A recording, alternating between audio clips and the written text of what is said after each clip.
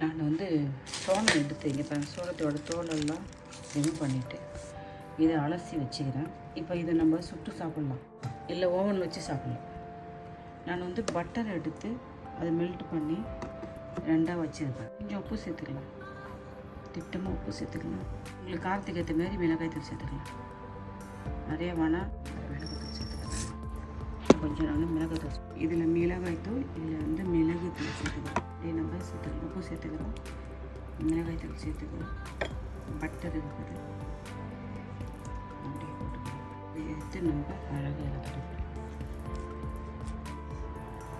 திருப்பிட்டு செய்யலாம்.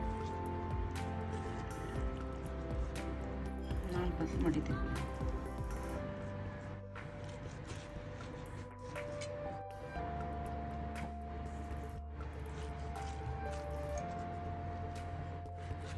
நாலு பக்கமாக தள்ளிட்டோம். மிளகு தூள் சேர்த்துட்டு பெப்பர் தூள் சேர்த்துட்டு நம்ம இதில் அது ஒரு 2 யூஸ் பண்ணலாம். மிளகுத்தூள், உப்பு, பட்டர் சேர்த்துக்கிறோம். அப்படியே திருப்பிட்டு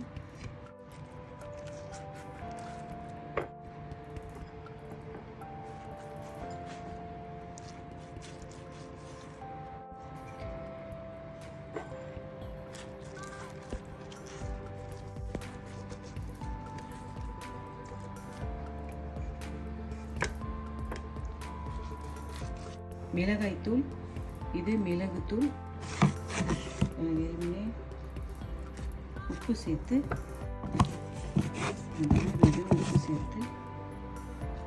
உப்பு சேர்த்து தரணும். தடவியாச்சு. 2 மிளகாய்த்தூள், மிளகுத்தூள், இது வெறும் உப்பு மட்டும் சேர்த்து நம்ம பட்டை வச்சுக்கிறோம். மிளகுத்தூள், மிளகு இது அப்படியே வச்சிடும்.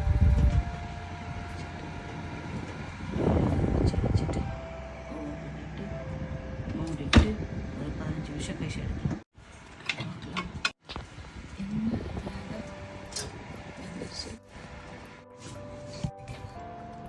என்ன சூப்பரான, சுவையான, அழகான, ஆரோக்கியமான சோளம் செஞ்சுட்டு இது மேலே நீங்கள் மறுபடியும் ஒரு கோட்டிங் பட்டர் தடவிக்கலாம். இது மேலே அப்படியே நீங்கள் லைட்டாக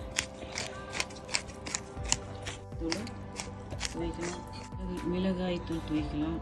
இதில் கொஞ்சம் நீங்கள் பட்டர் தடவிக்கலாமே, சூடுலேயே அந்த சூட்லேயே அப்படி லைட்டாக பட்டர் தடவி அதை சாப்பிடலாம்.